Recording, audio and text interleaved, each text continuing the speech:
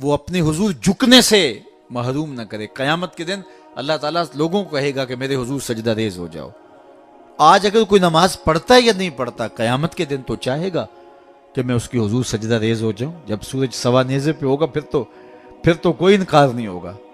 بے نمازی سجدہ کرنا چاہیں گے بھی کمر اکڑ جائے گی، نہیں کر پائیں گے. اللہ فرماتا ہے قرآن مجید کے اندر کچھ لوگ جہنم کو دھکیلے جا رہے ہوں گے. ان کے ملنے والے کوئی راستے میں ملیں گے، ان کو کہیں گے ما سلککم فی سقر، تم جہنم میں کیوں جا رہے ہو؟ تو وہ کیا کہیں گے؟ لم نکو من المصلین، ہم نماز نہیں پڑھا کرتے تھے. ایک بار نہیں، دو بار نہیں، قرآن و حدیث میں 750 مرتبہ نماز کا حکم آیا.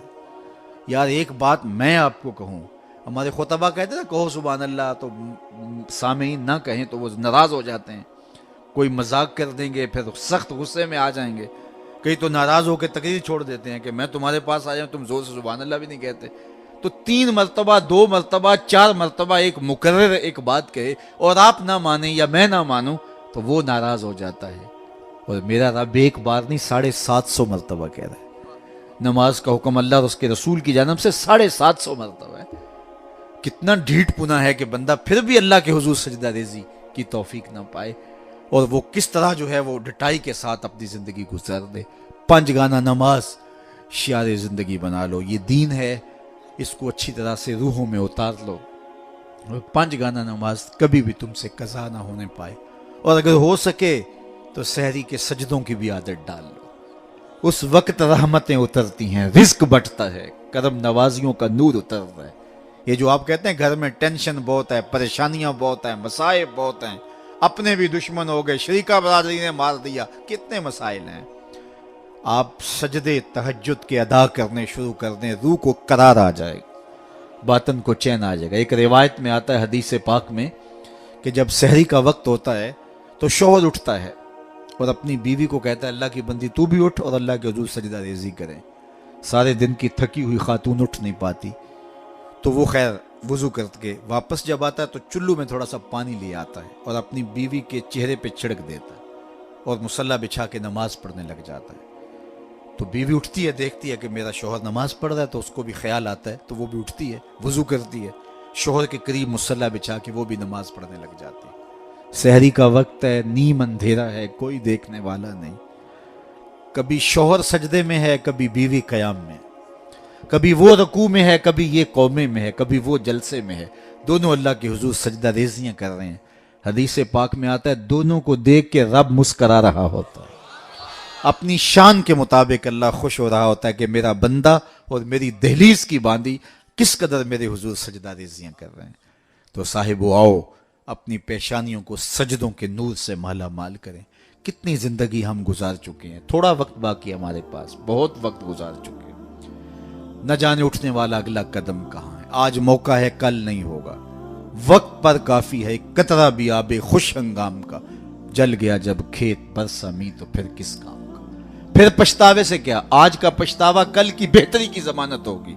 کل کا پچھتاوا حسرت اور دکھ کو بڑھانے کے علاوہ اور کچھ نہیں ہوگا. آج لے ان کی پناہ، آج مدد مانگ ان سے، کل قیامت کو نہ مانیں گے اگر مان گیا. اقبال نے کہا تھا موسم اچھا پانی وافر مٹی بھی زرخیز، جس نے اپنا کھیت نہ سینچا وہ کیسا دہقان. آج موقع ہے، آج فرصت ہے. وہ ایک فقیر تھا، وہ بازار میں کھڑا رو رہا تھا تو کسی نے روک کے کہا بابا کسی نے مارا ہے؟ کہا نہیں کوئی ایسی بات نہیں ہوتی. کیوں رو رہے ہو؟ کہا بس ان کے رویے نے رلا دیا. کیا مطلب؟ کہا گزر رہا تھا، ان کو دنیا میں کھوئے ہوئے دیکھا، دل میں ترس جاگا، تو میرے خیال میں آیا ان بندوں کی رب سے صلح نہ کروا دوں. تو پھر کہا میں نے اس سے بات کی تو آواز آئی لے آ میری چوکھٹ پہ، ایک آنسو سے سارے گناہ معاف کر دو.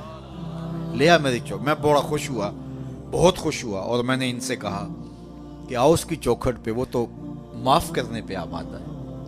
تو میں تو بڑی خوشی سے ان کو یہ خبر دی. یہ الٹا میرا مذاق اڑانے لگے. جا بابا کام کر، تجھے کیا پتا دنیا داری کیا ہوتی ہے، بچے بھی تو پال لیں، تم آ کے ہمارے سر پہ کھڑے ہو گئے. یہ الٹا میرا مذاق اڑانے لگے، مجھے کوسنے دینے لگے. وہ تو مان رہے، یہی نہیں مان رہے. تو مجھے ان کے رویے پہ رونا آ گیا. اگلے دن وہی شخص قبرستان کے قریب سے گزرا، دیکھا کہ وہی بابا قبرستان میں کھڑا رو رہا ہے. تو پھر رک گیا، کہا بابا بازاروں میں بھی روتا ہے، قبرستانوں میں بھی روتا ہے. آج کیا ماجرا ہوا؟ کہا کہانی کل والی ہے. کہا کیا مطلب؟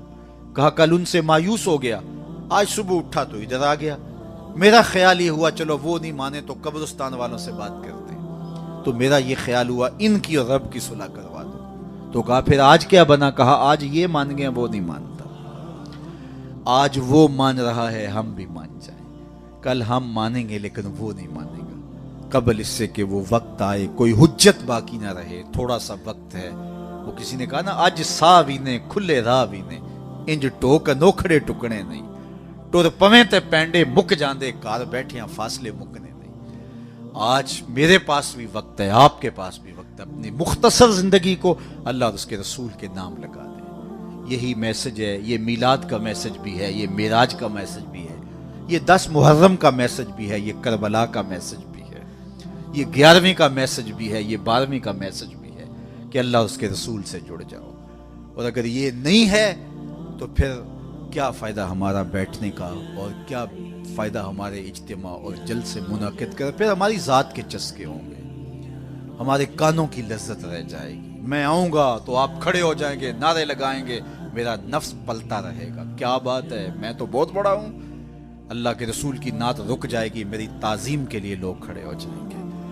اس سے مجھے بھی نشہ ملے گا اور لوگوں کو بھی لذت ملے گی. صاحب نہیں، ہم سب غلام ہیں، نوکر ہیں. رضا ثاقب بہت بڑا ہوگا، رسول اللہ کی نعت سے بڑا نہیں ہے. حضور نے ارشاد فرمایا جو شخص یہ چاہے کہ لوگ میرا کھڑے ہو کے استقبال کریں وہ اپنا ٹھکانہ جہنم میں تلاش کر لے.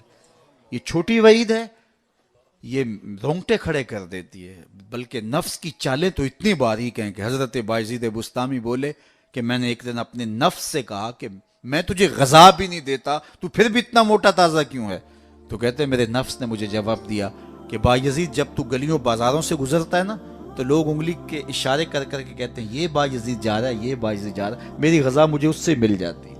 اس کی تو چالیں بڑی باریک ہیں. واہ واہ بڑا جلسہ کروایا جی، کمال ہو گئی، منتظمین اس پہ راضی ہو گئے. صاحب اس کی ضرورت نہیں ہے.